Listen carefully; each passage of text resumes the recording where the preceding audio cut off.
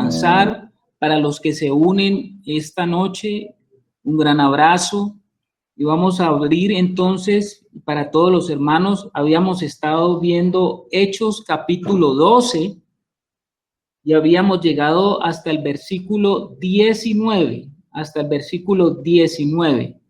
Hoy pretenderemos entonces avanzar y continuar con esa porción del capítulo 12, que es del versículo 20 al 25, que es el pedacito que nos hace falta para terminar con esa parte del capítulo 12.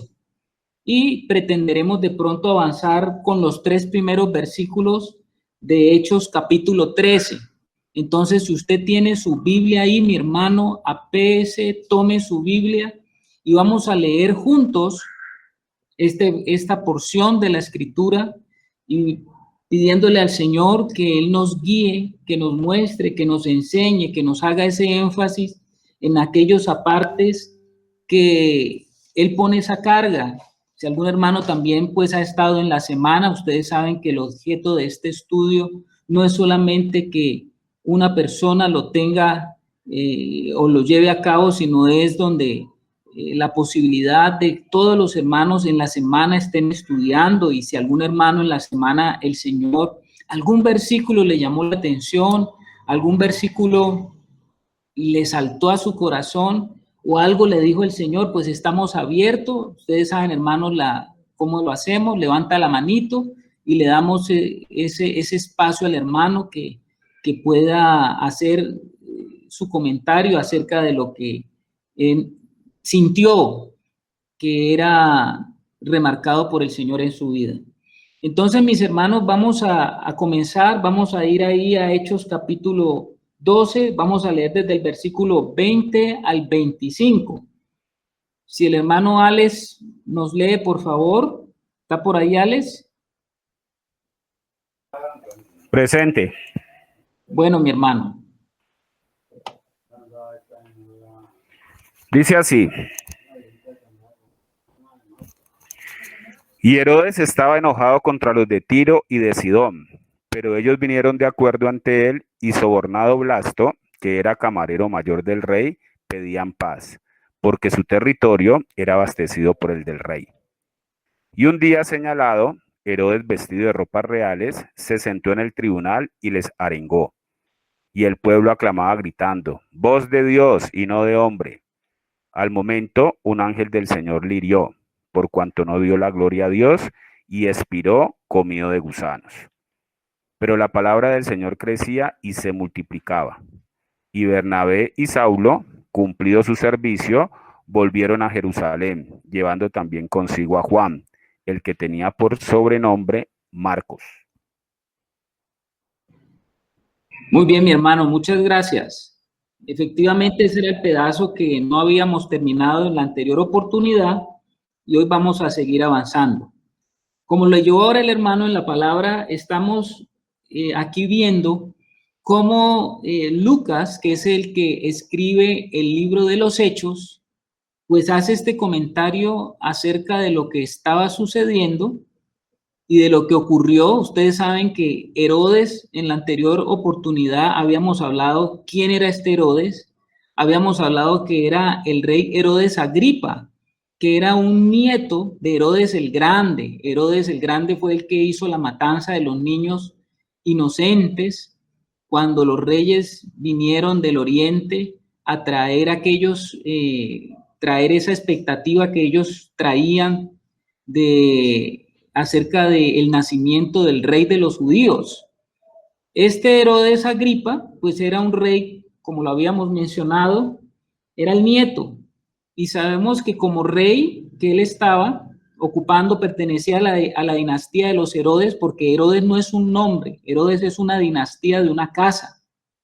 Herodes Agripa, en ese momento que está narrando Lucas, nos está diciendo que él era el que estaba en el trono en ese momento y que había comenzado a asolar también a la iglesia. En especial él había tenido que ver con el arresto de Pedro y seguía él con esto en su cabeza. Él estaba metido en estos asuntos políticos, y esta aprehensión de Pedro pues había significado para él mucho reconocimiento dentro de los judíos, sobre todo la clase religiosa, porque ustedes saben que los discípulos y aquellos cristianos, aquellos que habían tomado o están en el camino del Señor, pues la clase religiosa, como siempre, ustedes saben que se levanta con lo que es lo verdadero, lo que viene de Dios. Siempre la religión estará persiguiendo a lo que es verdadero y hará todo lo posible por acabarlo. Y entonces ustedes saben que Herodes en ese momento, pues ya, como lo mencionamos en la anterior oportunidad, Pedro, un ángel, fue y le abrió la puerta a Pedro de la cárcel y salió.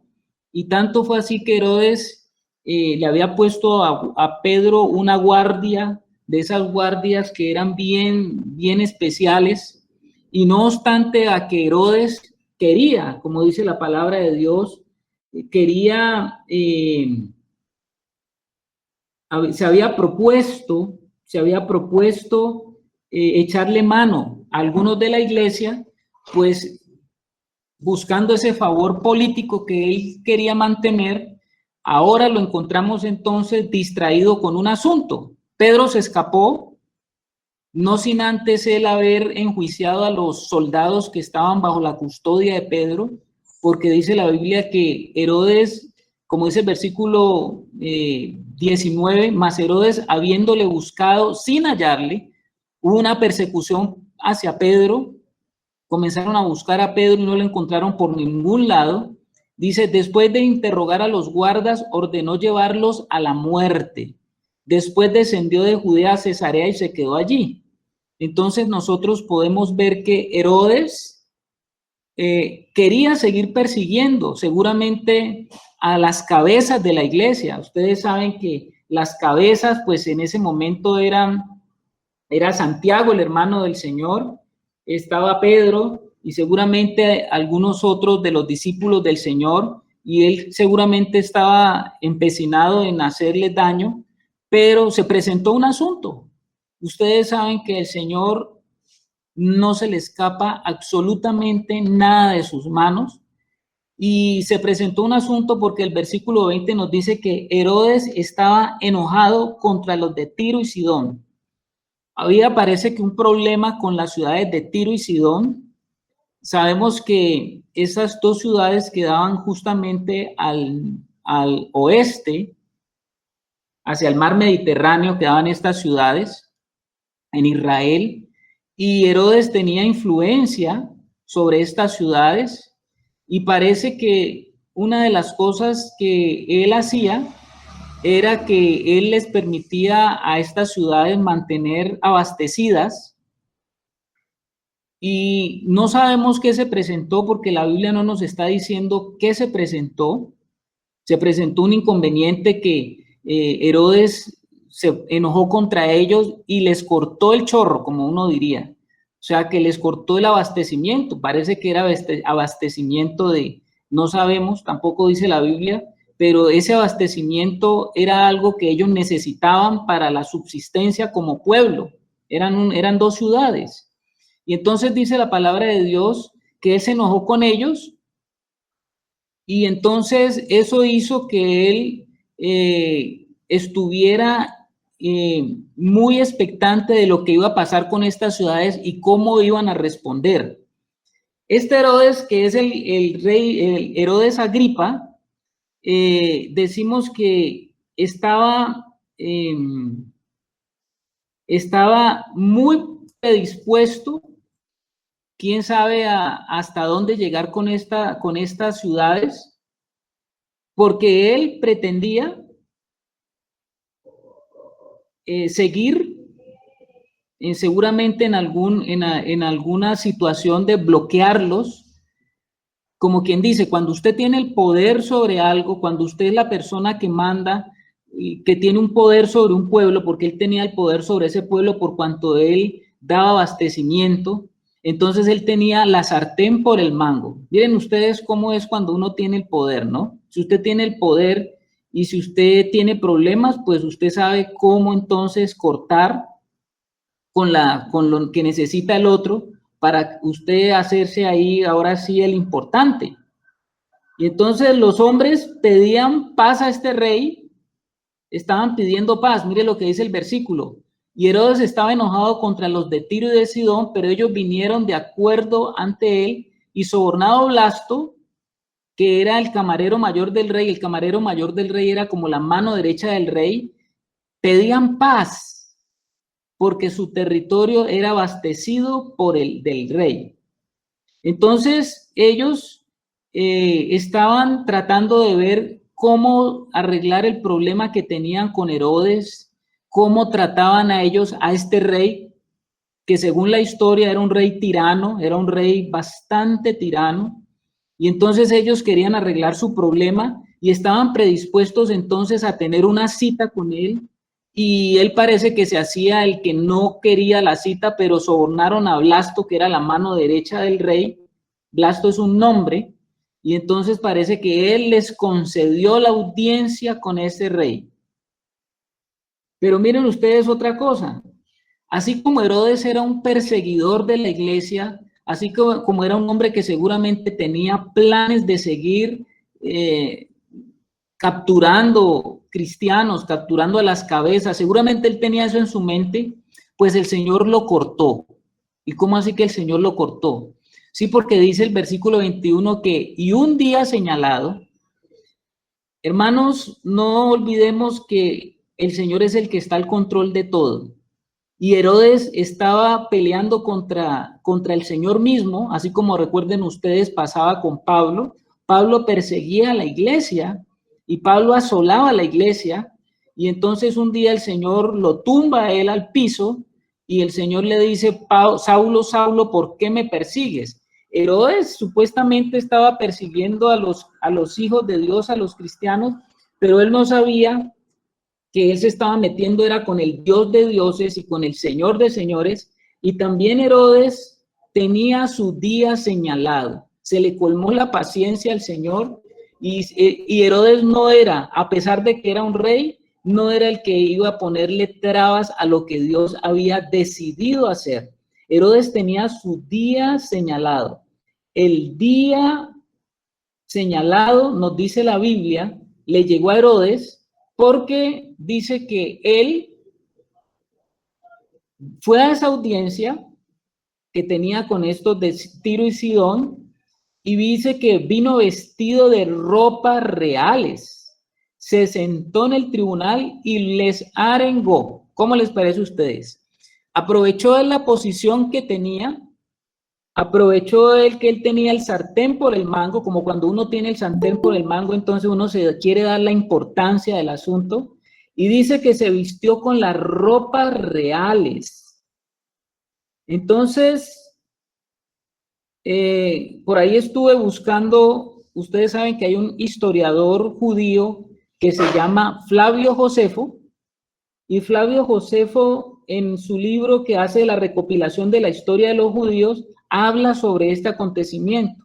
La Biblia no nos habla sobre esto más, sino lo que hizo Herodes, pero Flavio Josefo nos dice que ese día era un día que Herodes escogió las ropas reales, y Flavio Josefo dice que la ropa que se puso Herodes era una ropa que estaba bordada con hilos de plata, de tal manera que cuando el sol pegaba sobre este hombre, porque el espacio que había escogido era como un areópago donde él quería mostrarse a ellos, dice que era impresionante la figura de soberbia que se veía en él, dado que ese vestido cuando le daba el sol daba rayos fulgurantes y lo hacía ver de una manera pues altamente pomposa.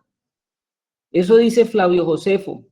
También Flavio nos va a decir que entonces la gente, cuando lo vio parado allá con esa estampa y esa figura, pues entonces ellos quisieron como congraciarse con él, y cuando lo vieron, entonces el pueblo comenzó a aclamarlo, y cuando él comenzó a hablar, dicen entonces, dice la escritura, que la gente comenzó a decir que era la voz de Dios y no de hombre. O sea que la voz de él era Dios mismo hablándoles a ellos. Lo tomaron entonces como si él fuera una divinidad delante de ellos. Y dice que Herodes, en vez de calmar la situación, en vez de parar la cosa, él no lo paró, sino que él, por el contrario, los animó a que siguieran arengando y a que siguieran diciéndole que el mismo Dios era el que les estaba hablando a ellos. Como hizo esto, como su corazón se puso orgulloso y se enalteció, y ustedes ya saben como a quién se parece entonces, a quién estaría, a qué espíritu está representando Herodes.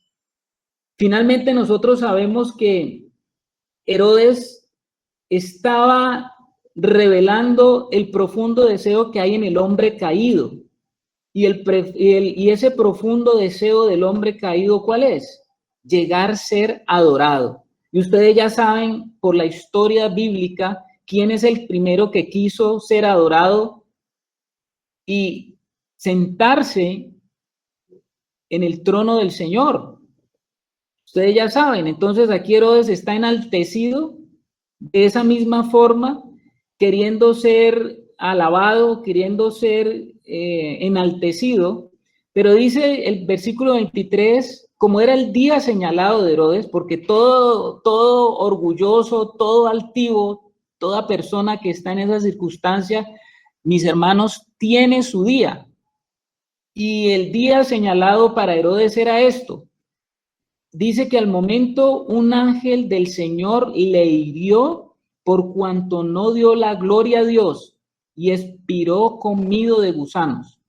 Leyendo a Flavio Josefo, como les decía, Flavio Josefo dice que dentro de esa crónica que él hace de los judíos, Flavio Josefo lo que dice es que cuando Herodes estaba haciéndose aclamar por el pueblo, lo vieron que él se inclinó, se agachó y que, según dicen los que estaban cerca de él, comenzó a experimentar un dolor profundo en el estómago.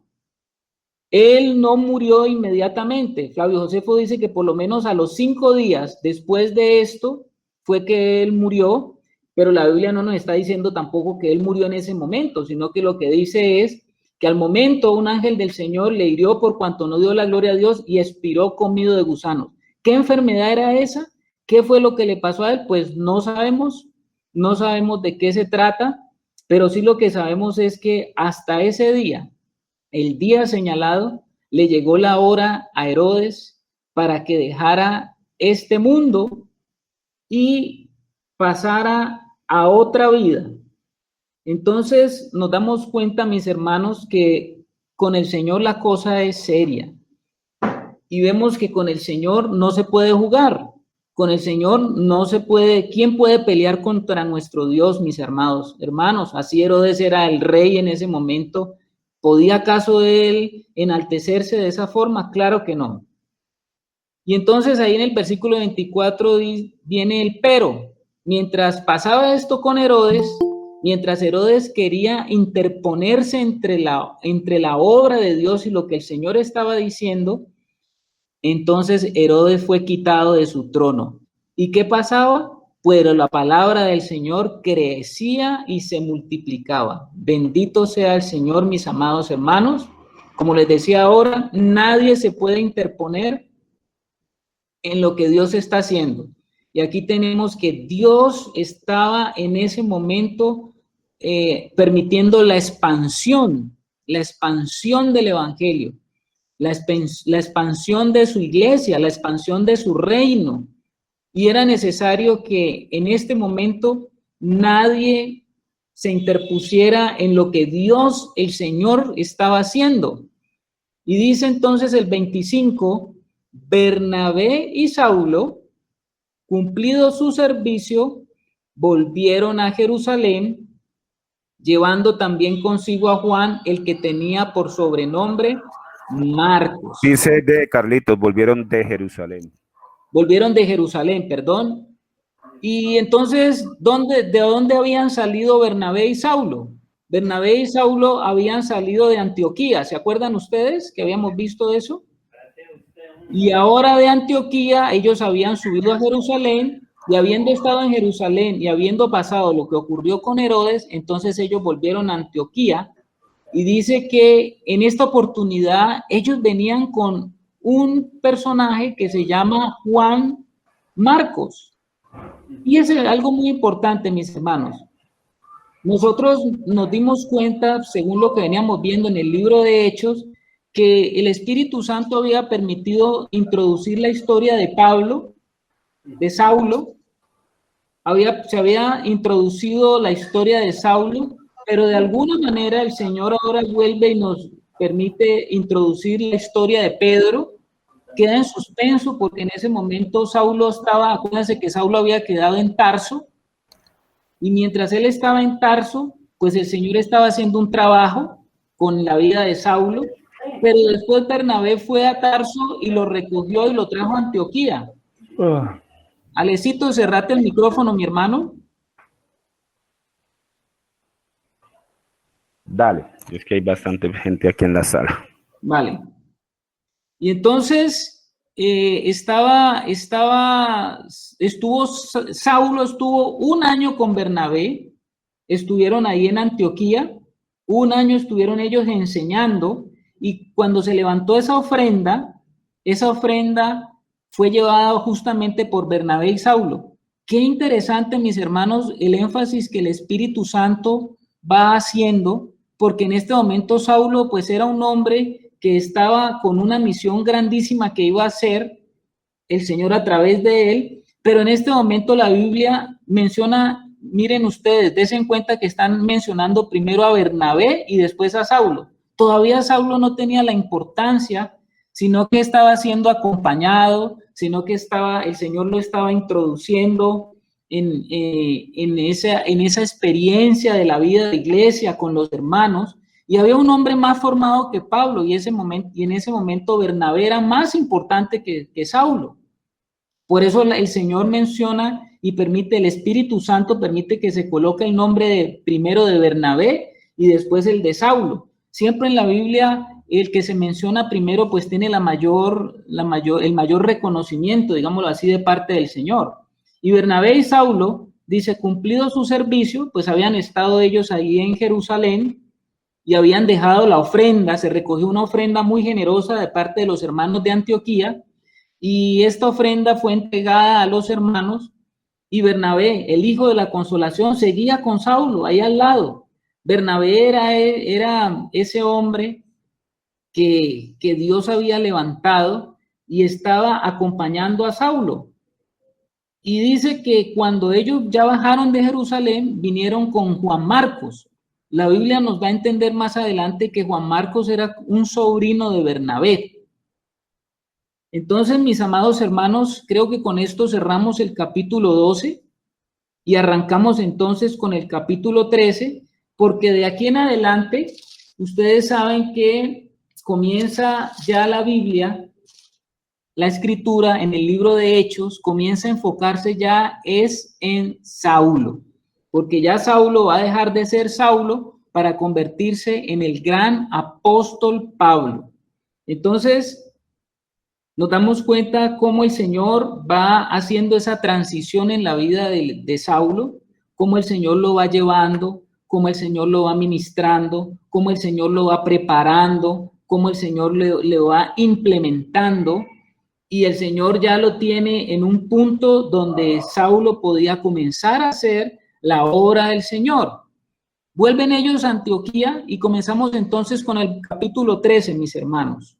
Capítulo 13. ¿Qué pasó entonces? En el capítulo 13 vamos a leer por lo menos del versículo 1 al 3. Vamos a ver qué fue lo que sucedió. Capítulo 13 del 1 al 3. Dice de la siguiente manera. Había entonces en la iglesia que estaba en Antioquía, ustedes saben que Antioquía había sido esa ciudad donde se había generado una manifestación gloriosa del evangelio, tanto así que el Señor va a centrar ahora su obra aquí en esta ciudad, ni siquiera en Jerusalén, sino que ahora es en esta ciudad donde él va a comenzar a generar algo y donde va a venir un mover misionero grande, y para eso el Señor ha venido preparando a hombres. Dice que entonces había en la iglesia que estaba en Antioquía profetas y maestros, profetas y maestros. Y dice, y comienza a dar los nombres de quiénes eran esos profetas y maestros. Mire qué interesante, mis amados hermanos, que la iglesia que estaba en Antioquía no estaba a cargo de un solo hombre. Sí pueden ustedes darse cuenta de eso y por favor mire atentamente. Habían profetas y habían maestros. No solamente había un solo hombre que podemos decir, es que la iglesia de Antioquía estaba a cargo de Bernabé y de Saulo, o la iglesia de Antioquía estaba a cargo de Pedro que la había dejado. No, no dice eso la escritura. Dice que la iglesia que estaba en Antioquía tenía profetas y maestros. Y ahí nos damos cuenta cómo el Señor comienza a mostrar algo muy interesante, y es lo que Él establece en su iglesia, porque lo que está, quien establece en la iglesia es el Señor, no son los hombres. Y comenzamos a ver allí profetas y maestros. Ustedes recuerdan que el Señor, según lo que Pablo más adelante va a decir en el libro de Efesios, el Señor va a entregarle a la iglesia dones y va a entregarle ministerios, y ustedes conocen esos 5 ministerios que fueron dejados por el Señor para implementar a los santos. Ustedes saben que el primero de esos ministerios es el apostólico, el segundo el profético, el evangelista, los pastores y maestros. Esos son ministerios dados por el Señor Jesús a través del Espíritu Santo. Y entonces comenzamos a ver aquí que había ese ministerio profético y de maestros. Ya habíamos hablado justamente acerca de esto de los profetas, porque establecimos una diferencia entre lo que eran los profetas al estilo del antiguo pacto, y establecimos una diferencia con lo que es el don de los profetas bajo el nuevo pacto, o la misión de los profetas bajo el nuevo pacto. La hermana Ana Milena nos envió un video de unos hermanos que estaban tratando exclusivamente este tema, unos hermanos que hacen unos videos en Bogotá, y la hermana lo colocó para que los hermanos pudieran entonces, de acuerdo a lo que habíamos hablado, ver ya más lentamente, porque ese era el tema que ellos estaban hablando, cuál era esa diferencia entre los profetas del antiguo pacto y los profetas al estilo del nuevo pacto. Ese video lo mandó la hermana Ana Milena. Entonces, si ustedes lo vieron, pues ya saben y saben diferenciar cuáles son todas esas características que se establecen para los profetas según el antiguo pacto y para los profetas según el nuevo pacto. No se ha acabado el don del profeta, no se ha acabado el ministerio del profeta, prosigue. Yo les decía que hay algunos círculos de hermanos que dicen que ya se acabó ese ministerio. No se ha acabado el ministerio profético, pero estamos hablando de ese ministerio a la luz del nuevo pacto. ¿Cuál es la misión y el fundamento de la luz? A la luz del nuevo pacto, porque el Espíritu Santo tiene ese ministerio establecido. Entonces, dice que había en la iglesia profetas y maestros, y comienza a darnos los nombres.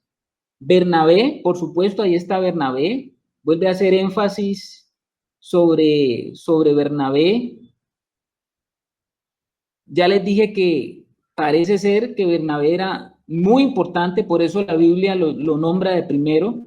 Simón, el que se llamaba Níger. Había otro hombre allá que se llamaba Simón. Níger tal vez significa el negro. Lucio de Cirene. Manaén, el que se había criado junto con Herodes el tetrarca. Mire que este Manaén se había criado con Herodes Antipas, y este tetrarca era el que justamente tenía en tiempos del ministerio del Señor Jesús, donde Herodes tenía, el tetrarca tenía por esposa a Herodías, que era era pues la esposa del hermano, pero él se había casado con ella y a este fue quien Juan el Bautista lo denunció tantas veces. Y este Manaén se había criado junto con este Herodes. Y miren una cosa especial, mis hermanos. Y de último se nombra a Saulo. Ya ustedes pueden darse cuenta cómo el Señor, pues Saulo en este momento no es un protagonista. Saulo está allí como una persona que está participando activamente con la casa del Señor, con otros hermanos que tienen también unos ministerios, con otros hermanos que están participando en la edificación de la casa del Señor, con otros hermanos que están muy involucrados en lo que era la obra del Señor ahí en Antioquía. Y Saulo he mencionado a lo último, mire que ahí todavía se le llama Saulo, no se le llama todavía el apóstol Pablo o Pablo. Saulo era un hermano común y corriente que estaba allí. Sí había un llamado para Saulo grande, porque el Señor ya había dicho, acuérdense ustedes que el Señor había mandado a uno de sus siervos, que fue el que fue usado por el Señor para la conversión de Saulo, y ya el Señor le había dicho a Saulo acerca de que era necesario que él fuese un vaso para su uso, y eso ya se sabía, pero Saulo estaba allí con todos los otros hermanos participando en lo que era la edificación de la casa del Señor y estaba participando con ellos en el ministerio. Entonces vamos ahora al versículo 2. Dice aquí, ministrando estos al Señor y ayunando, dijo el Espíritu Santo, apartarme a Bernabé y a Saulo para la obra a que los he llamado. Bueno, aquí ya comienza entonces la cosa a tomar forma con Saulo, porque ya algo pasó. Ellos estaban ese día reunidos, los hermanos, en una reunión, pero ¿qué estaban haciendo en esa reunión? Ellos estaban, dice, ministrando estos al Señor. Curiosa esa palabra, ministrando estos al Señor. Y aquí sí voy a dejar el micrófono abierto para que los hermanos, de acuerdo a lo que ellos entiendan, qué significa ministrar al Señor, pues nos hablen y nos digan, hermano, ¿usted qué entiende por esto de qué es eso de ministrar al Señor? Entonces, el hermano que quiera hablarnos puede levantar la manito y nos puede ir diciendo qué entiende por ministrar al Señor. Recuerde que esto es la participación en el estudio, la participación con los hermanos, y yo sé que hay hermanos aquí ya de varios años también que ellos pueden decirnos, bueno, yo entiendo a estas alturas de la vida qué es eso de ministrar al Señor, y ahí vamos viendo y vamos descubriendo qué será eso de ministrar al Señor. Entonces, hermanos, micrófono abierto para que los hermanos también participen.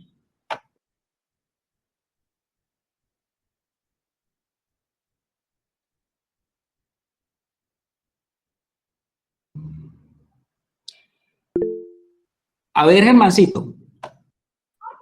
Bueno, gracias, Carlito. A mí hay dos cosas que me llaman mucho la atención. Pues primero, con respecto a la pregunta que tú estás haciendo, yo veo ese ministrando, nosotros hemos podido comprender que ese ministrar es servir, pero yo pienso que aquí esto ya va de una manera, esto ya hablas como de una consagración, ¿no? Como de siervos que sirven en la casa del Señor y que viven para servirle al Señor, porque veíamos pues cómo iba creciendo la obra del Señor.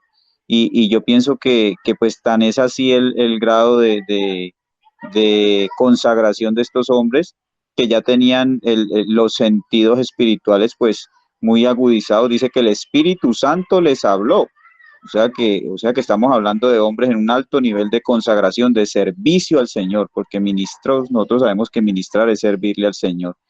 Y algo, devolviéndome un poquitico, Carlitos, me disculpas, cuando habla de ese Manaén, el que se había criado junto con Herodes el tetrarca, me llama la atención como un hombre de estos, pues si Herodes era un hombre de la realeza, pues me imagino que este hombre también era una persona de una clase social alta, y tal vez este hombre, ahí vemos un corazón para el Señor, ¿no? Independiente de la condición social, como este hombre en ese momento, pues él había podido antes aprovechar esa proximidad y esa cercanía de amistades desde muy joven con Herodes, pero este hombre está sirviendo al Señor y este hombre está buscando al Señor sin importar que ese que fue su amigo y que hoy en día no solamente era el amigo, sino que era el rey, fuera enemigo de él por causa del Señor.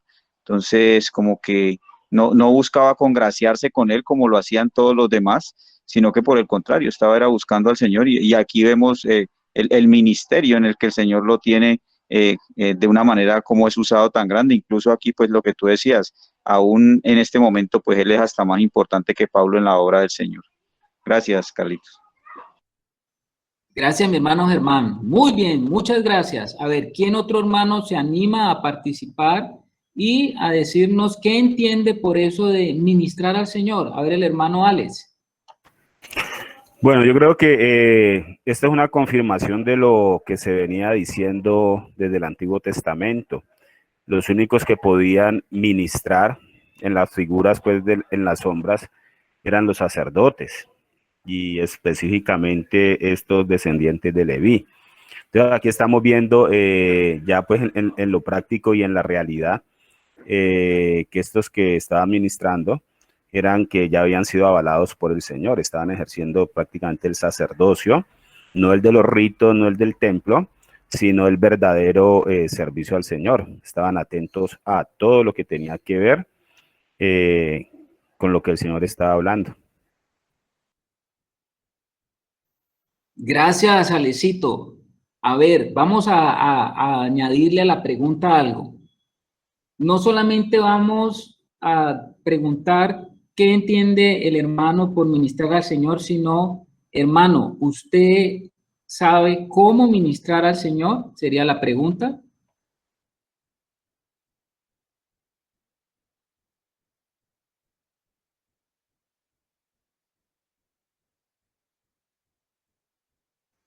Si estamos, hermanos, ¿sí me escuchan?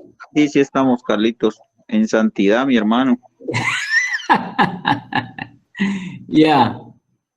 ¿Quién más quiere darnos algún comentario acerca? Porque esto, pues, es una experiencia que estaban teniendo unos hermanos. Si es una experiencia que estaban teniendo unos hermanos, pues será una experiencia que es para todos los hijos de Dios, o no es una experiencia, o es una experiencia para solamente hombres como los que estaban allí.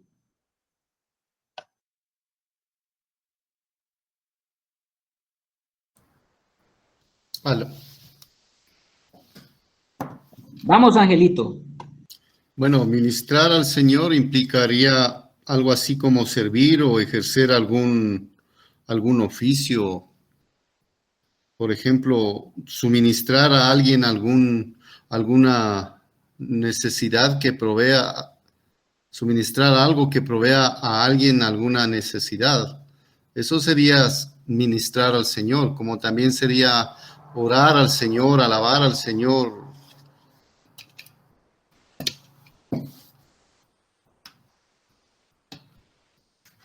Sí, Angelito, te escuchamos. Ya terminé. Ah, ya. Está bien. Muy bien, Angelito. Muy bien. ¿Algún hermano más quiere comentarnos de pronto qué entiende y si usted ha entendido o ha practicado lo que es ministrar al Señor?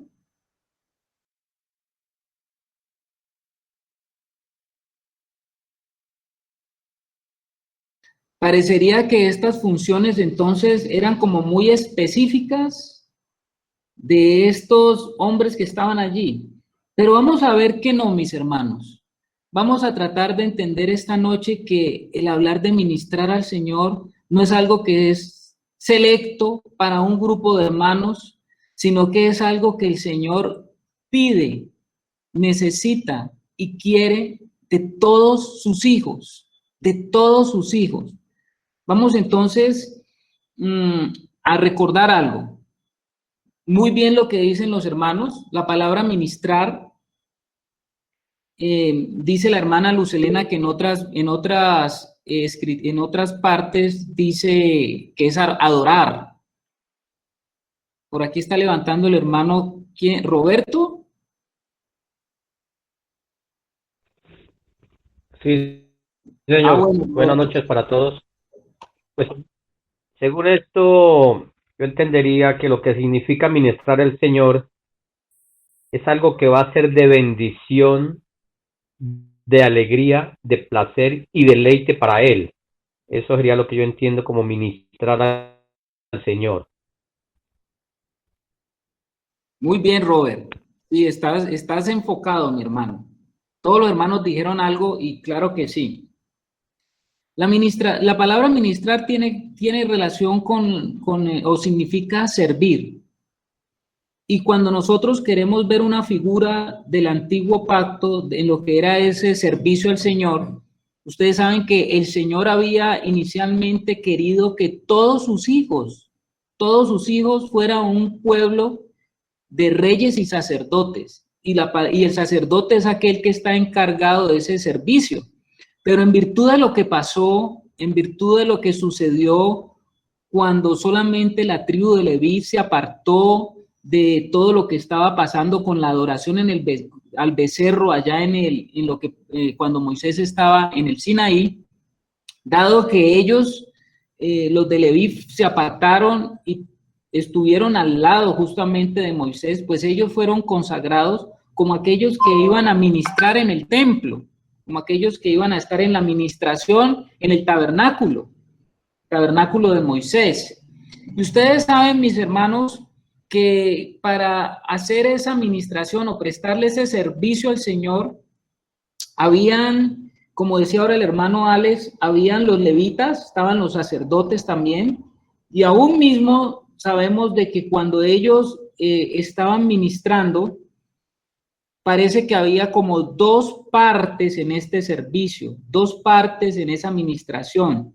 Había una parte que tenía que ver con todo lo relacionado a las ofrendas. Ustedes saben que el pueblo tenía que traer permanentemente ofrendas porque ellos querían mantener una relación con Dios y si querían relacionarse con Dios, pues tenían que hacerlo a la manera del Señor. Y el Señor había establecido ofrendas. Y entonces esas ofrendas, ellos las traían hacia la puerta del tabernáculo y ahí en el altar del sacrificio, pues estaba el servicio de los que estaban encargados de ministrar al Señor y estos que estaban ahí al servicio en la puerta, pues ellos tomaban estos animales, ya sea tórtolas, ya sea palomas, ya sea corderos, becerros, bueno, todo tipo de animales que estaban establecidos por el Señor. Y ahí entonces había muchísimo movimiento, porque ahí se estaban llevando animales, había que alistar estos animales, preparar estos animales, los utensilios que tenían que tenerse presentes para esta labor, el altar tenía que estar encendido, había mucho movimiento, hermano, allí en esa zona, en esa parte externa. Y este ministrar estaba relacionado con el atrio es la parte externa, la parte que está enfrente, está en el altar, el atrio es lo que, ahí el altar se encuentra en el atrio. O sea que estos ministros estaban al frente del altar tomando todo este movimiento y todo lo que tenía que ser para introducir a los hijos de Dios en la relación y en la comunión con el Señor. Pero como bien lo decía el hermano, había otra administración y esta otra administración no tenía que ver con la parte de afuera, sino que esta administración tenía que ver con la parte de adentro. Porque en la parte de adentro, ustedes saben que en el lugar más interno del tabernáculo se encontraba el lugar santísimo. Y allí el sacerdote o los sacerdotes tenían que hacer otra administración, porque mientras unos estaban encargados de lo de afuera, de lo que tenía que ver con lo externo, habían otros que tenían que estar encargados de lo interno.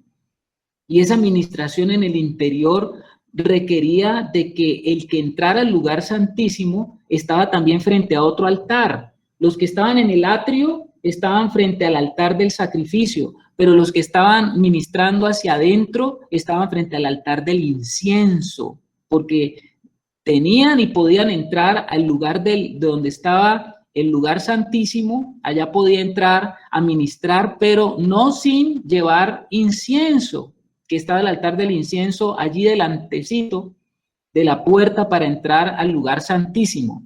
Entonces, mis hermanos, esto nos habla de otra administración. La una tiene que ver como con un servicio externo y esta tiene que ver con un servicio interno, porque esta administración ya no tenía nada que ver con el pueblo. Esta administración tenía que ver era con el mismo Señor que se encontraba allá en el lugar santísimo. Quiero, hermanos, invitarlos a que vayamos al libro de Ezequiel, el capítulo 44, porque ahí vamos a ver algunos elementos que nos van a ayudar a entender también de qué se trata esto de la administración al Señor y qué es lo que espera el Señor con nosotros, sus hijos, en esa administración. Vamos a Ezequiel 44. El libro de Ezequiel, ustedes saben, Antiguo Pacto, profeta de Dios, pero un profeta de Dios que fue utilizado por el Señor para denunciar la condición en la que el pueblo se encontraba y por lo cual el Señor tuvo que tomar medidas acerca de las circunstancias que estaba atravesando la nación de Israel en este momento histórico. Ezequiel 44, vamos a leer los versículos 11, 15 y 16. 11, 15 y 16. Y vamos a darnos cuenta de algo. Ustedes saben que cuando Ezequiel, el Señor lo utiliza para profetizar sobre la nación en este tiempo, la nación se encontraba en una tremenda idolatría. Se encontraba en una tremenda apostasía. De tal manera que en el templo de Dios, dice que aún dentro del templo de Dios se estaban cometiendo actos tan sacrílegos que el Señor estaba denunciando y utilizó al profeta Ezequiel para decirle a ellos de todo lo que ellos estaban haciendo con la casa de Dios, porque la casa de Dios se había vuelto entonces como la guarida de ídolos y de cosas extrañas y de adoraciones extrañas que no estaban cumpliendo el propósito del Señor. Entonces nosotros en Ezequiel 44, el versículo 11, él va a hablar de aquellos servidores que están en la casa de él y va a decir de la siguiente manera, versículo 11, y servirán en mi santuario como porteros a las puertas de la casa y sirvientes en la casa. Ellos matarán el holocausto y la víctima para el pueblo y estarán ante él para servirle. Y justamente esto hace referencia a lo que estábamos hablando de aquellos ministros que estaban en la casa del Señor, pero que tenían esa parte externa y dice que estaban sirviendo en el santuario como porteros a las puertas de la casa. Y ellos dice que se encargaban del holocausto, la víctima para el pueblo y estaban ante él para servirle al pueblo en esto. Pero oh curioso que el versículo 14 y el 15 nos va a hablar de otro tipo de ministros.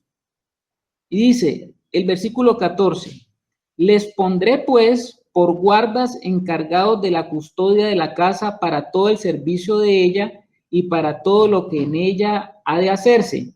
Mas los sacerdotes levitas, hijos de Sadok, que guardaron el ordenamiento del santuario cuando los hijos de Israel se apartaron de mí, ellos se acercarán para ministrar ante mí y delante de mí estarán para ofrecerme la grosura y la sangre, dice Jehová el Señor. ¿Cómo les parece a ustedes, mis amados hermanos? que el Señor había escogido para sí y para ministrarlo a él, había escogido a estos sacerdotes levitas que eran los hijos de Sadok. Nosotros sabemos que Sadok era un sacerdote que viene de la línea de Aarón, de uno de sus hijos, de Eleazar, y que ellos estuvieron justamente durante el reinado de David. Sadok fue uno de los que se puso al frente con David del servicio del Señor y fue de alta estima para David este tipo de sacerdocio, porque ellos nunca se apartaron de David y estuvieron con él. Ustedes saben que David era el hombre conforme al corazón de Dios, y ellos estuvieron allí en todas las situaciones que se le presentaron a David.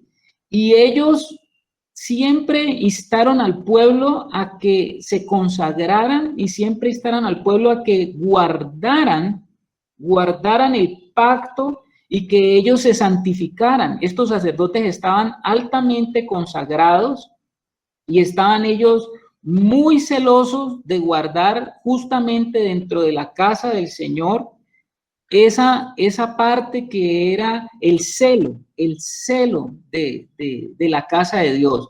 Por tal motivo, Dios escogió a esta línea sacerdotal, dice, para que ellos no se dedicaran a las cosas externas, sino para que ellos guardaran el ordenamiento del santuario, y dice que ellos ministraban delante de la presencia de Dios, o sea que ellos tenían acceso, eran sacerdotes del lugar santísimo.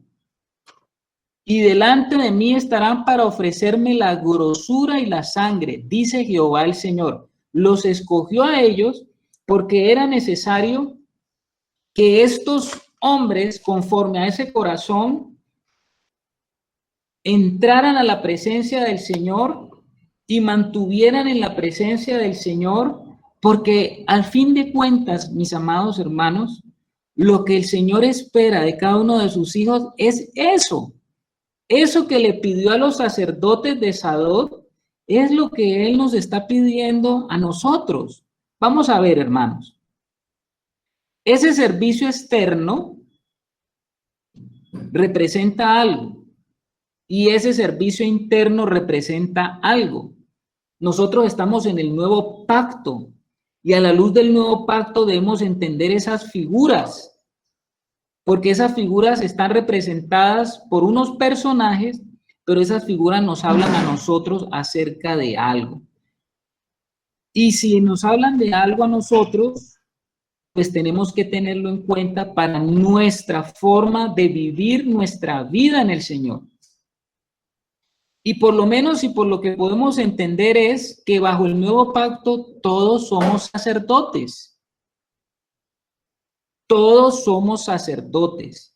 Ya no tenemos un sacerdocio levítico, pero nosotros tenemos una herencia de un sacerdocio mayor que el levítico, porque según lo que nos dice Hebreos, nosotros hemos sido introducidos en el sacerdocio según el orden de Melquisedec, que es el orden sacerdotal de Jesucristo. Y entonces ahora, según lo que dice la Escritura, todos somos sacerdotes. Ahora la pregunta es, ¿qué tipo de sacerdotes desea entonces el Señor? Si tenemos la figura del antiguo pacto con esto que nos habla el libro de Ezequiel, por lo menos el Señor nos habla de 2 esferas de servicios, 2 esferas donde podemos estar realizando estar llevando nuestra vida cristiana en alguno de estos 2 tipos de sacerdocio, porque están esas figuras allí.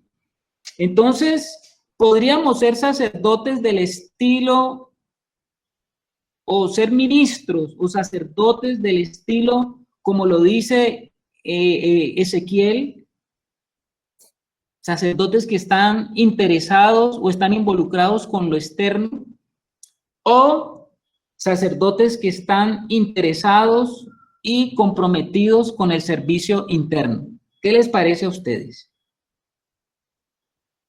¿Cuál de esos 2 sacerdocios? Anita está levantando la mano. A ver, mi hermana. Carlitos, entonces yo creo que en este tiempo debemos es ofrecernos ante el Señor, como dice Romanos 12:1. Nosotros somos el sacrificio, ofrecernos a Él como sacrificio vivo, santo, agradable a Dios. Ese sería nuestro sacrificio para el Señor. Ya, muy bien, Anita. ¿Es correcto, Carlitos? Sí. Vamos justamente a ver, como la hermana nos está diciendo, vamos a tratar de entonces ver ese deseo que está en el corazón del Señor. El servicio externo está muy relacionado con esa administración que cualquiera de nosotros puede tener en la casa de Dios. Todos somos sacerdotes, todos ministramos, todos servimos. No es que existen unos hermanos de una categoría y otros hermanos de otra categoría. No, señor.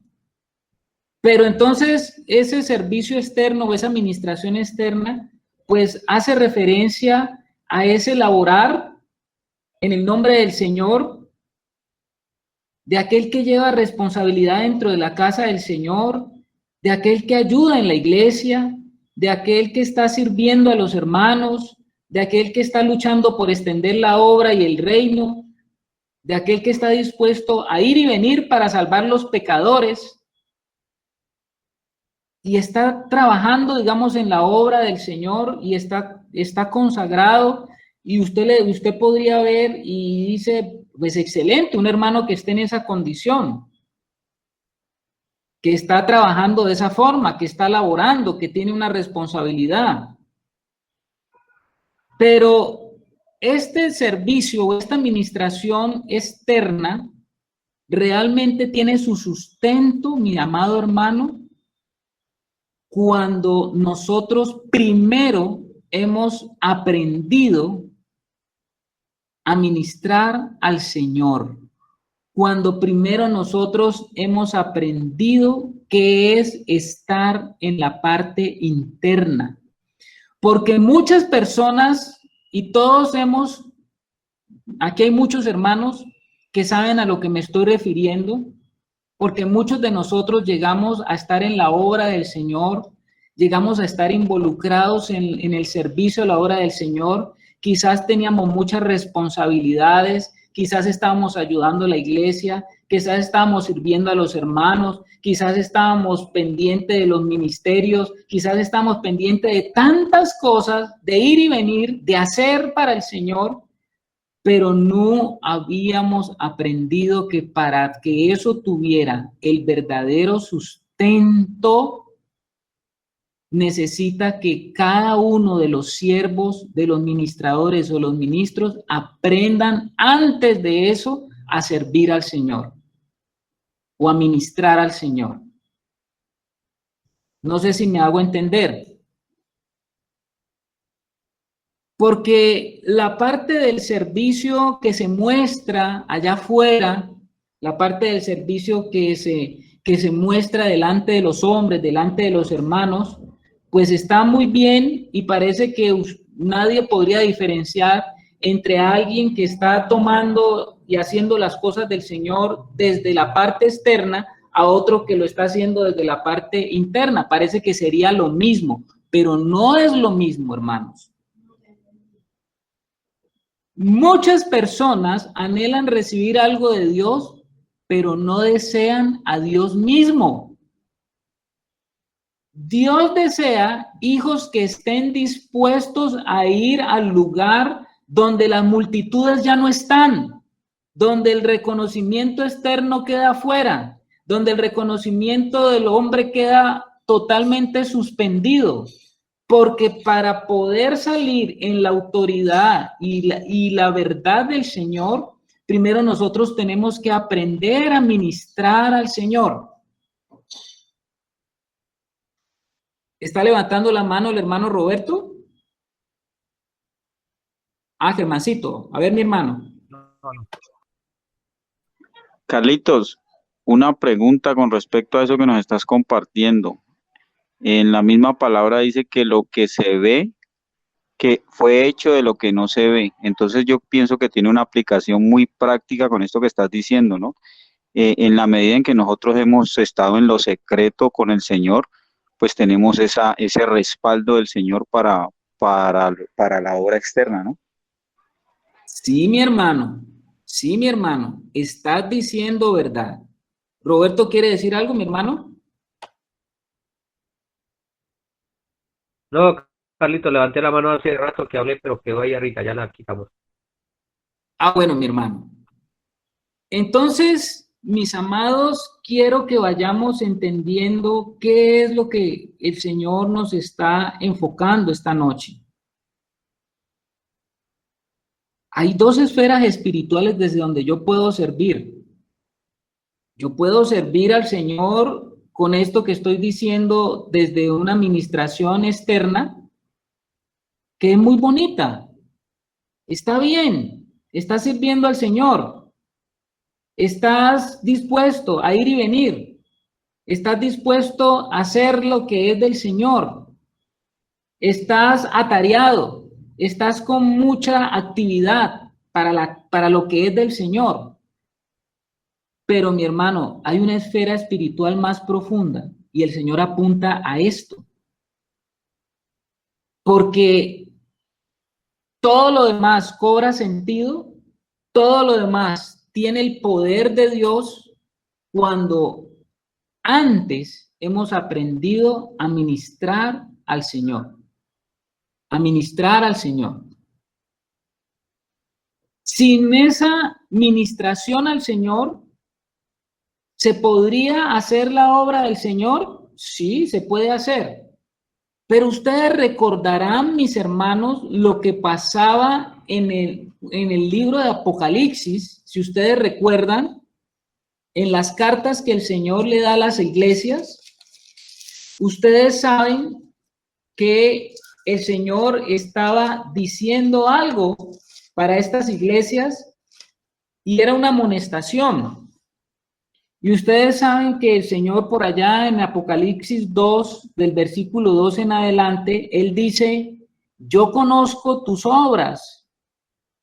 Está hablando a la iglesia de Éfeso. Y tu arduo trabajo y paciencia, y que no puedes soportar a los malos. Y has probado a los que se dicen ser apóstoles y no lo son, y los has hallado mentirosos, y has sufrido, y has tenido paciencia, y has trabajado arduamente por amor de mi nombre, y no has desmayado. Pero tengo contra ti algo, que has dejado tu primer amor. Hermanos, estos hermanos de Éfeso eran hermanos que estaban trabajando en la obra del Señor, eran muy diligentes, habían sufrido, tenían paciencia, trabajaban arduamente por amor del nombre del Señor, pero ¿sabe qué habían dejado? Estaban al tanto de la obra, pero habían dejado al Señor de la obra. Y ahí está uno de los principales problemas de lo que es aprender a ministrar al Señor. Porque la ministración al Señor es algo que todos sus hijos deben aprender a practicar. A ver, el hermano Alex. Yo estoy viendo en lo que nos está llevando la palabra hoy que pues esto se relaciona todo con lo que el Señor nos ha venido mostrando los sábados, los domingos. Aquí estoy viendo yo que vuelve y aparece la ley, ¿no? La ley en ese servicio que viene de afuera hacia adentro. Tú lo decías ahora pues como mostrando el recorrido de cómo el pecado lo recibían los sacerdotes y los sacerdotes eran los que lo iban introduciendo hasta que llegaba el sumo sacerdote y lo llevaba dentro del lugar santísimo. Ahí estaba la ley representada. Pero luego tocaste a Melquisedec y cuando tocas a Melquisedec pues ya nos llevas a la otra parte donde aparece pues el linaje ya del verdadero sacerdocio que es el del Señor. Entonces ahí aparece la gracia.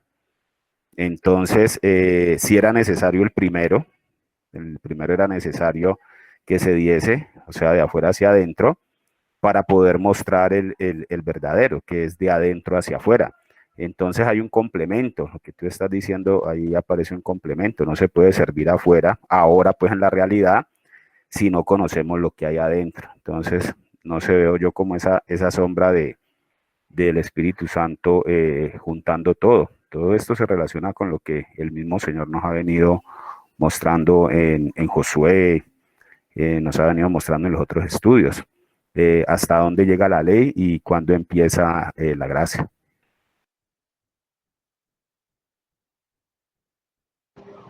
Ya, gracias, mi hermano. Déjeme que por aquí está pasando en este momento un camión, parece. Un segundito, hermanos. Hay ruido afuera.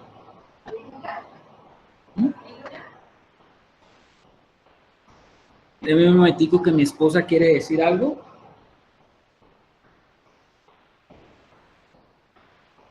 Buenas noches a los hermanos.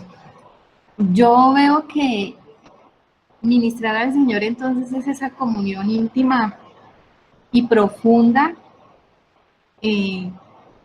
la que tiene que aprender todo hijo de Dios y todo siervo de Dios. O sea, antes de ir afuera, el siervo de Dios tiene que haber aprendido a estar en la presencia de Dios, de una manera profunda, de una manera íntima.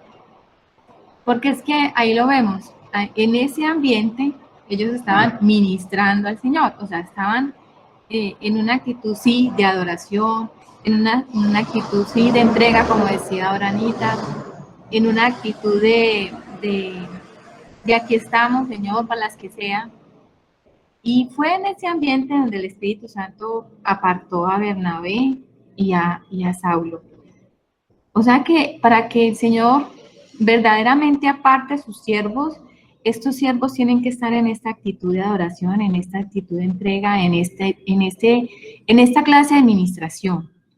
Si es que lo va a hacer el Espíritu Santo. ¿Por qué? Porque nosotros, como decía ahora Carlos, hemos estado acostumbrados a ver los ministros que son preparados en los seminarios teológicos o en los cursos de las iglesias para servir, y luego son comisionados por el hombre. Pero en este caso no estaba comisionando el hombre, estaba comisionando el Espíritu Santo.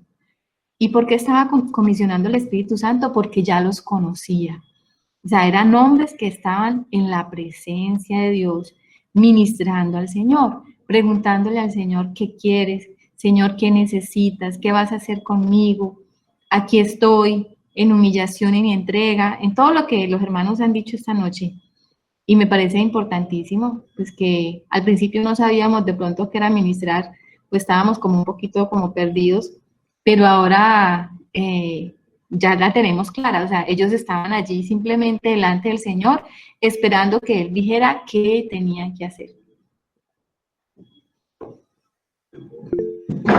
Bueno, amén, amén, porque ya vamos teniendo claridad. ¿Qué dice hermano Germán?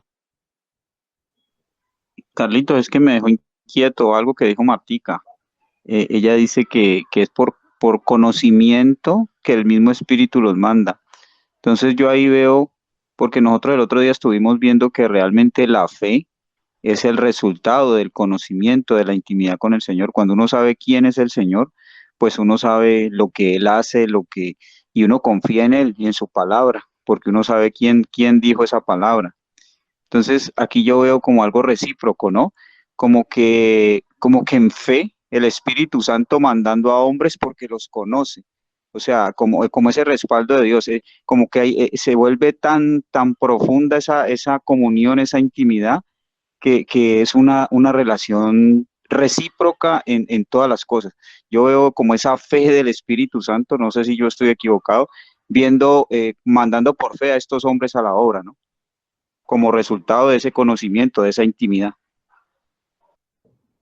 Ok, mi hermano, muy bien, muy bien. Yo creo que nos vamos acercando entonces para que podamos hablar un poquito entonces de qué es ministrar al Señor.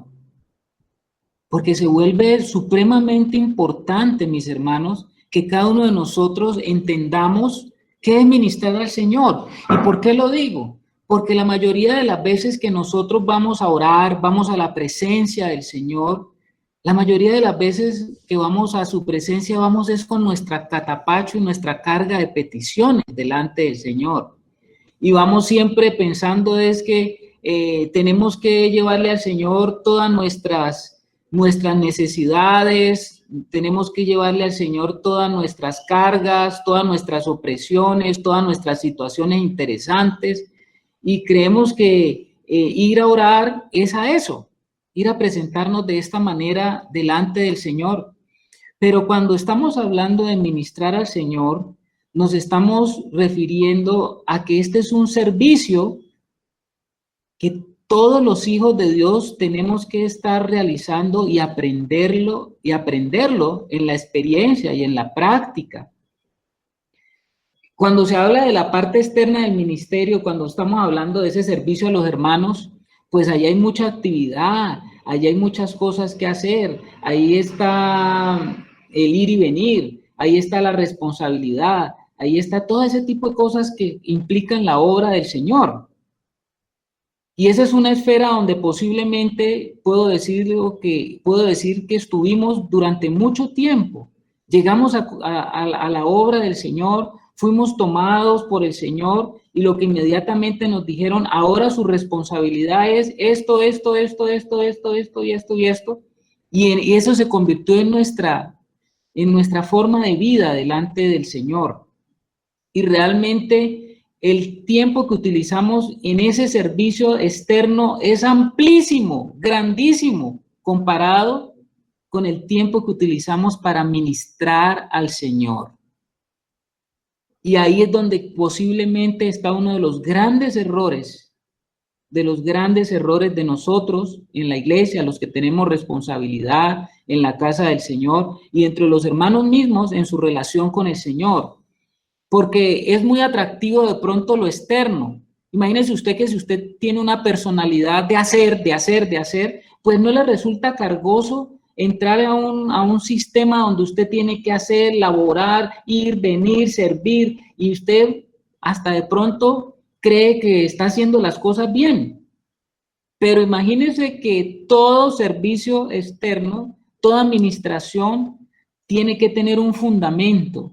Y ese fundamento tiene que ver con la manera como usted y yo servimos al Señor, ministramos al Señor.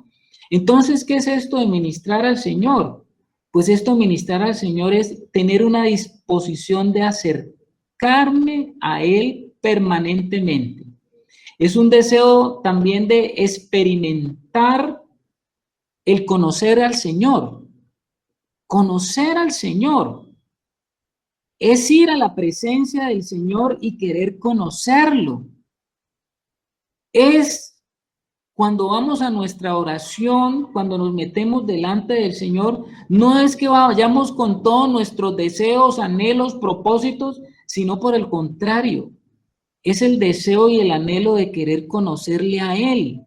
¿Cuántas veces vamos a ese lugar de intimidad, a la presencia del Señor, y estamos deseosos de conocerlo?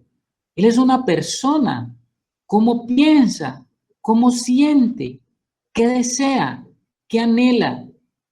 ¿Qué de lo que yo estoy haciendo le agrada? ¿Qué le desagrada? Señor, ¿qué tienes que hacer tú para que yo comience a conocerte a ti, a preguntarte a ti, a tener tiempo contigo? ¿Cuál es la manera de conocer a una persona? Pues pasando tiempo con ella. Es profundizar en la relación con el Señor.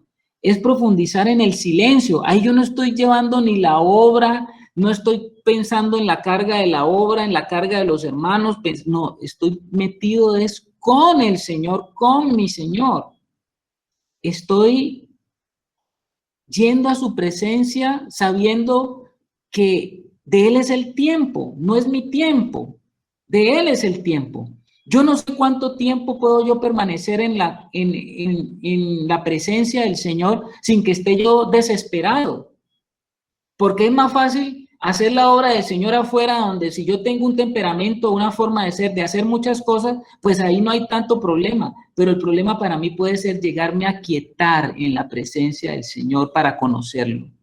Es orar sosegadamente, sabiendo que hay tiempo para Él, sabiendo que yo estoy al lado del Señor sin agenda, sabiendo que yo estoy al lado del Señor sin ponerle a Él límites. Él es el dueño, Él es el que tiene la agenda. Yo no soy el dueño de la agenda, Él es el dueño.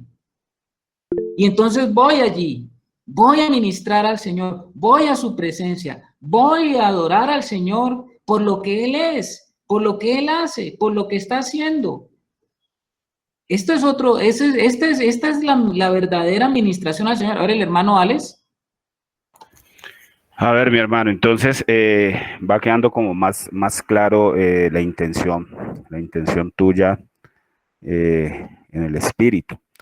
Esta administración exterior, entonces, nos facilita, es podernos ir a acercar al Señor de a poco, ¿no? Porque esto arrancaba desde el mismo pecador que traía, pues, al santuario del pecado. Y los que ministraban en el altar hacían pues el sacrificio, hacían sus cosas y de ahí se iba introduciendo. Entonces, eso es lo que nos están mostrando hoy, o eso es lo que yo estoy viendo. Esa administración es importantísima porque es la que nos permite el acceso al lugar íntimo. Pero ya cuando estamos allí, la administración se vuelve lo que acabas de decir, se vuelve en el conocerlo. Se vuelve ya en intimar con él para saber qué le gusta, qué le agrada, cómo es que él hace las cosas, también para saber qué es lo que él aborrece, qué es lo que no le gusta. O sea, ya la administración se cambia no por tratar de llegar, porque ya con Cristo llegamos. Ahora se trata de conocerlo, pues para hacer su voluntad y ahora sí ministrar el carácter de Dios, mejor dicho, viene a ser como esa parte ya más íntima. Sí, mi hermano, sí, Alex. Este ministrar al Señor es el deseo profundo que tiene el Señor con cada uno de los hermanos, con cada uno de sus hijos, con cada uno de nosotros. Es pasar tiempo con el Señor, es entrar a su presencia. Nosotros sabemos que esa ministración del Señor no involucra sudor. ¿Cómo así, hermano, que no involucra sudor? Ustedes sabían que los sacerdotes tenían una vestimenta de lino, y justamente porque era la vestimenta de lino, porque si era de lana, ustedes saben que la lana produce sudor, y dentro de esa administración al Señor no requiere el Señor ese esfuerzo humano para podernos acercar a Él. El sudor lo ganó Adán cuando salió de la presencia de Dios, porque cuando él salió de la presencia de Dios, el Señor le dijo a Adán que desde ese momento la tierra le iba a producir cardos y espinos y que ganaría el pan con el sudor de su frente.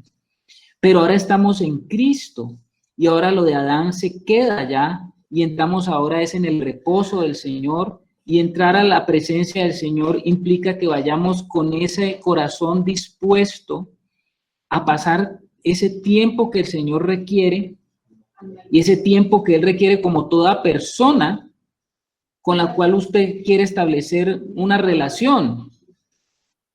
La administración de Dios de esta forma nos va dando a entender que el Señor no está interesado en el voluntariado en la obra. Dios no quiere voluntarios en su obra, porque Él es el que aparta y recluta a los que Él va a utilizar. En ese servicio externo hay mucha voluntariedad, en ese servicio externo hay mucha cosa todavía de nuestra vieja manera de hacer las cosas, pero cuando son las cosas a la manera del Señor, el Señor es el que va haciendo las cosas no con los voluntarios, No que dice, yo estoy listo, bueno, ¿a dónde hay que ir? ¿Qué es lo que hay que hacer? No, es con los que el Señor ha conocido y quiere a través de ellos desarrollar algo. Entonces, mis amados, ahí nosotros podemos ir entendiendo qué era lo que estaban haciendo en este momento Bernabé, Simón, Lucio, Manaén y Saulo. Ya podemos entender que ellos en este momento no estaban en una junta de la iglesia para saber y determinar a quién enviaban y con qué fondos lo enviaban y a dónde lo enviaban. Aquí ellos no estaban bajo un sistema donde estaban esperando que alguien les diera la aprobación para hacer algo. Aquí ellos no estaban consultando con qué hombre sería el que iba a sostener esa obra. Aquí ellos no estaban utilizando el tiempo para hablar en estrategias, lo que normalmente hace la iglesia hoy en día. Vamos a enviar a tal persona a alguna parte. Usted tiene que ir con esta estrategia para hacer esto porque la gente de esa región piensa de esta forma. Usted tiene que ir así, y asado y cocinado. Esto no estaba pasando, mis hermanos, aquí. Aquí no estaba sucediendo esto. Aquí no era una preparación humana, como lo estábamos diciendo ahora. Aquí era el mismo Señor el que había preparado. Ya vimos lo que pasó con Saulo. La Biblia no nos habla de los otros, pero ya nos podemos imaginar que es de la misma forma que él había estado trabajando en estos hombres, para que ahora el Espíritu Santo apartara a 2 de ellos para algo específico. Aquí no fue que se pusieron de acuerdo y bueno, ¿para dónde van ustedes? ¿Para dónde los mandamos? Bueno, yo creo que deberíamos de ir a la zona de tal lugar porque allá se necesita el evangelio. ¿Cuántas de esas cosas nosotros no hemos hecho, hermano? ¿Cuántas de esas formas, aún los que estuvimos haciendo ministerio de la forma que ya los hombres nos enseñaron a hacer, cuánto lo hicimos de esa manera? ¿Cuántos nos mandaron, nos enviaron? ¿A cuánto nos pasó eso? ¿Y cuánto lo hicimos de esa manera? Pero aquí el Espíritu Santo nos está mostrando el verdadero modelo de cómo es el desarrollo de lo que el Señor quiere hacer. Y sabemos que aquí ellos no estaban tampoco programando cruzadas, ni estaban programando tener qué tipo de estrategia y espectáculo llevaban para la región donde iban, sino que simplemente ellos estaban, dice, ministrando al Señor y ayunando. O sea que estaba implicado tiempo allí. Ellos estaban absortos en esto. Aquí tampoco está toda la iglesia de Antioquía, ni ellos lo pusieron a consideración de toda la iglesia en Antioquía. A ver, ¿a ustedes qué les parece? ¿A dónde es que vamos a ir? ¿O qué es lo que vamos a hacer? ¿Cuál va a ser el proyecto del próximo año? No, señor, ellos no estaban haciendo eso. Estaban aquí estos 5. Y dice, a ver, Angelito, ¿algo se ha levantado la mano? Lo que queda evidente es que quien dirigía la iglesia primitiva era el Espíritu Santo. Correcto, mi hermano. Era el Espíritu Santo y eran hombres que habían aprendido a obedecer al Señor y a estar en la presencia del Señor, porque esa es la otra parte. Y llama mucho la atención, como dice el hermano, que el Espíritu Santo aquí está tomando decisiones. Ustedes saben, amados hermanos, que a veces al Espíritu Santo se le ha apartado, pero aquí el Espíritu Santo lo vemos como una persona de la Trinidad con igual peso tomando decisiones, porque aquí el que habló fue el Espíritu Santo. Y ellos, dice la palabra de Dios, que estaban entonces muy metidos en ministrar al Señor. No habían programado una reunión de predicación. Usted sabe que la iglesia tiene muchos tipos de reuniones. Y esta sí era una reunión de oración, pero no era una reunión de oración para pedir por las necesidades de Pablo, ni de Bernabé, ni de Manaén, ni vamos a orar por la enfermedad de esto, ni el otro. No, ellos no estaban en eso en este momento. Ellos estaban, dice la palabra, ministrando ellos al Señor y ayunando. Dijo el Espíritu Santo, no dijo, no es que se levantó Lucio y dice el Espíritu Santo. ¿A través de quién lo dijo? No importa a través de quién lo dijo o cómo lo dijo, lo que sabemos es que el Espíritu Santo era el que estaba tomando esa decisión. Apartarme a Bernabé y a Saulo para la obra que los he llamado. Entonces dice, habiendo ayunado y orado, les impusieron las manos y los despidieron. ¿Cómo le parece a ustedes, hermano? En este sentido podemos entender que comienza el apostolado del Espíritu. ¿Cómo así que el apostolado del Espíritu? Usted sabe que el Señor Jesús tuvo los 12 apóstoles.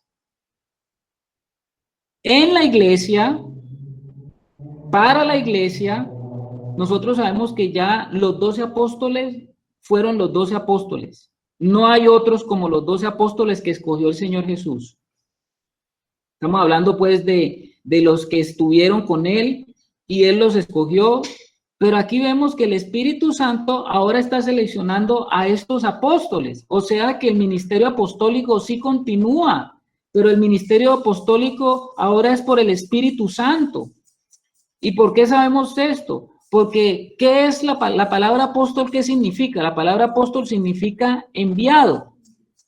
Y aquí el que está enviando es el Espíritu Santo. Y nosotros podemos decir que Bernabé, en este sentido, en este momento se convirtió en un apóstol. Bernabé es un apóstol porque fue enviado por el Espíritu Santo. Y Saulo es un apóstol, fue enviado también por el Espíritu Santo. Entonces, como son enviados, y la palabra apóstol significa enviado, entonces tanto Bernabé como Saulo son apóstoles instituidos con la autoridad de Dios por el Espíritu Santo. Y ese ministerio ha continuado porque el Espíritu Santo sigue ministrando el apostolado de esa forma. ¿A quién ha enviado el Señor? ¿A quién ha enviado el Señor? Pues es un apóstol. Entonces, habiendo ayunado y orado, les impusieron las manos y los despidieron. Entonces, mis hermanos, nosotros aquí podemos ver que el Espíritu Santo está haciendo o nos está dando a entender que la iglesia ha comenzado el desarrollo de la iglesia, porque estamos aquí, el Hechos de los Apóstoles y sobre todo estos capítulos, nos estamos dando cuenta sobre esos primeros caminos de la iglesia. Y entendemos entonces que aquí el Espíritu Santo nos está mostrando que Él está seleccionando a quienes va a enviar después de haber estado en esa comunión con el Señor. Y dice, entonces habiendo ayunado y orado les impusieron las manos. Aquí el tema de las manos otra vez vuelve a aparecer y no quiere decir de que porque les impusieron las manos entonces ahora sí la cosa era que estaban siendo institucionalizados por Manaén, por Niger, por Lucio. No, lo que está significando es que en nombre de toda la congregación, en nombre de toda la iglesia, pues ellos estaban identificándose con ellos y estaban a ellos dándole el aval que les colocaba el Espíritu Santo en el corazón y que ellos estaban dispuestos a participar en esa obra. Cuando estaban poniendo las manos, se estaban identificando con ellos en ese envío. Como iglesias estaban, en nombre de la iglesia, estaban ellos identificándose para que ellos fueran con toda esa carga y que los que se quedaban con esa carga de seguir participando en esa obra. ¿Cómo los iban a sostener? Pues a través de sus oraciones, a través de la intercesión y a través de todos los medios posibles. Ellos estaban colocando también allí como responsables de lo que el Señor había dicho, de lo que se necesitaba hacer. Qué maravilloso, hermanos, ver estos inicios de cómo era la iglesia y de cómo las cosas se iban haciendo. Ustedes saben hoy en día cómo se mueven las cosas dentro de la iglesia. Hoy dentro de la iglesia se ha metido tanto el mundo en la iglesia que ahora la mayoría de las cosas que salen de la iglesia vienen detrás de un programa de los estudiosos del marketing, de los estudiosos de los diseños publicitarios, y todo eso sale de allí. Las mismas estrategias humanas, las mismas estrategias que utiliza el hombre, ahorita los está utilizando la iglesia para llevar a cabo la obra de Dios. ¿Será que esto es así, hermanos? ¿Será que esto es lo que desea el Señor? ¿Será que esto es lo que anhela el Señor? ¿Será que esto es el llamado del Señor? ¿O el Señor nos está llamando esta noche a nosotros a entender que hay la mejor forma de hacer las cosas? Y tenemos que entrar nosotros en el modelo del Señor, no el Señor entrar en nuestro modelo. Entonces, mis amados hermanos, sé que ha habido mucha frustración en personas que han trabajado o que han servido en la iglesia y que han hecho las cosas como se les enseñaron, pero ahora que estamos leyendo las escrituras y estamos entendiendo las cosas, pues es el momento de decirle, Señor, de pronto hice muchas cosas a la manera como me enseñaron, pero pues ahora quiero hacerlas a la manera tuya, Señor, porque como la manera tuya es la mejor, pues tomo esa. Entonces, mis amados hermanos, pues yo creo que se nos llegó la noche. No sé si algún hermano quiere compartir algo de pronto de lo que hemos estado hablando. ¿Algún comentario? A ver, hermancito, nuestro comentarista. Carlito, o sea que el Señor no nos está enviando a ninguna parte, el Señor nos está llamando a su presencia para de a poco ir enseñándonos a descargarnos de esa fuerza nuestra, de ese querer nosotros forzar muchas veces la comunión con Él, la intimidad, enseñarnos lo que es el verdadero reposo en Él. Y en la medida en que nosotros vamos entendiendo eso, pues nosotros vamos a estar tan llenos del Señor que vamos a estar dispuestos y listos para ir donde el Señor nos mande, pero no, o sea, no nos quiere mandar a ninguna parte, nos está llamando a su presencia y a la comunión con Él. Así es, Germancito. Antes de mandarnos, primero tenemos que aprender esta lección. Antes de que podamos ser útiles verdaderamente a la manera del Señor, pues tenemos que aprender cómo es esto de ministrar al Señor. A ver, hermano Alex. Mira que aquí también se nos aclara bastante lo de la imposición de las manos, que pues en otro momento recién empezábamos con el estudio, pues se daba la pregunta que si era a través de eso que el Espíritu Santo descendía, y mira que no, aquí llegamos a la conclusión de que estos hombres impusieron las manos era para dar testimonio en el nombre de todos, que ellos eran testigos que el Espíritu Santo había hablado, o sea que la imposición de manos sí es lo que interpretábamos, es como una manifestación exterior de que el Espíritu Santo habló, y pues el Señor había prometido el Espíritu Santo, entonces no es que con la imposición de manos llegue, sino que simplemente un acto donde somos testigos que el Espíritu Santo habló. Me queda claro ahora que decías eso acerca de lo de la imposición de las manos.